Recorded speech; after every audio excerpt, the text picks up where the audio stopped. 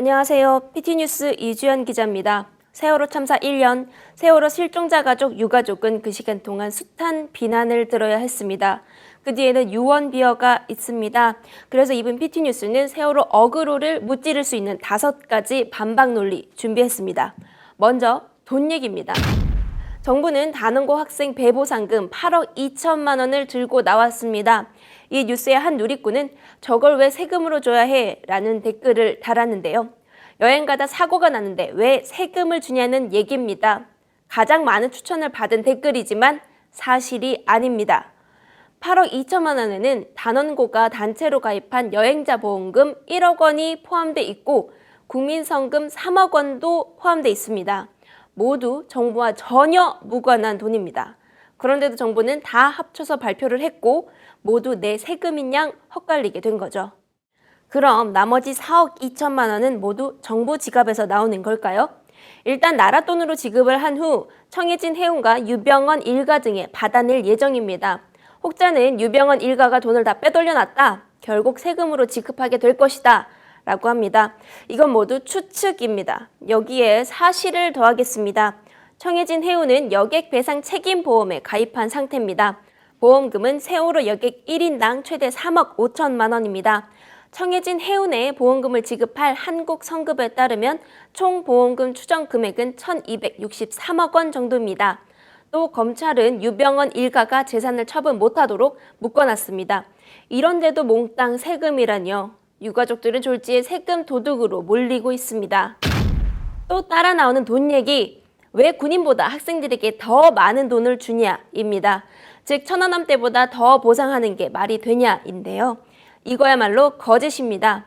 비교를 하려면 기준이 같아야죠. 세월호 학생들이 받는 여행자 보험금 1억 원은 개인 보험금이니 빼는 게 맞습니다. 배상금과 국민이 모아준 성금만을 두고 보면 세월호 학생에게는 총 7억 2천만 원이 지급됩니다. 같은 기준으로 천안함 장병에게는 배상금과 성금으로 적게는 7억 5천만 원, 많게는 9억 1천만 원이 지급됐습니다. 세 번째, 진상규명입니다. 유가족들은 배보상보다 진상규명이 먼저라고 외칩니다. 그러자 이미 다 밝혀진 거 뭘 더 규명하라는 거냐고들 하네요. 과연 그럴까요? 선박 안전점검을 책임지는 한국선급 머리급 인사들과 청해진 해운 유착 의혹은 건드리지도 못했습니다.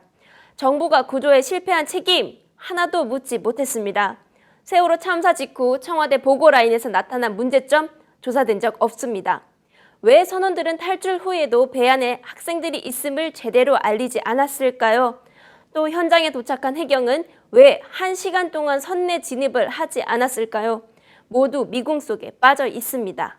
진상을 밝혀낼 첫걸음 세월호 참사 특별조사위원회는 참사 1년이 지나도록 출범도 못하고 있습니다. 제대로 된 진상규명은 시작도 못하는 거죠. 오히려 정부는 출범을 방해하고 있습니다.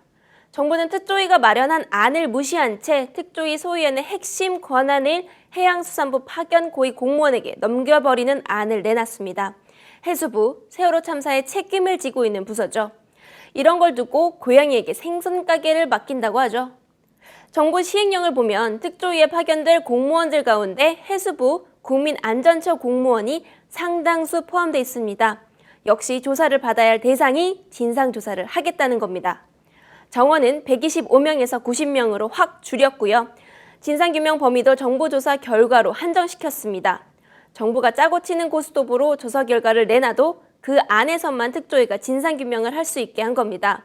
이에 세월호 유가족들은 정부 시행령을 폐지하라 요구하고 있습니다. 정부는 들은 채도 하지 않고 있죠. 세월호 인양 문제를 놓고도 왜 내 세금으로 인양하냐는 얘기가 많이 나오는데요. 2010년 천안함 사건이 발생했을 때 우리는 진실을 알기 위해 배를 인양했습니다. 물론 여기엔 세금이 들었죠. 세월호 역시 진실을 알기 위해 인양해야 합니다. 지금까지는 시뮬레이션을 통해 침몰 원인을 추측했을 뿐 세월호 침몰의 직접적인 원인은 규명되지 않았습니다. 사고 순간에 충격이 남아있는 배를 건져내야 침몰 원인을 알 수 있습니다.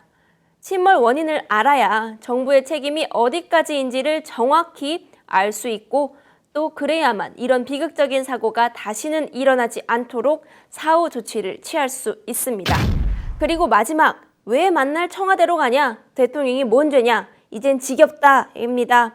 1년 전 대국민 담화에서 박 대통령은 이번 사고에 제대로 대처하지 못한 최종 책임은 대통령인 저에게 있습니다. 라고 했습니다.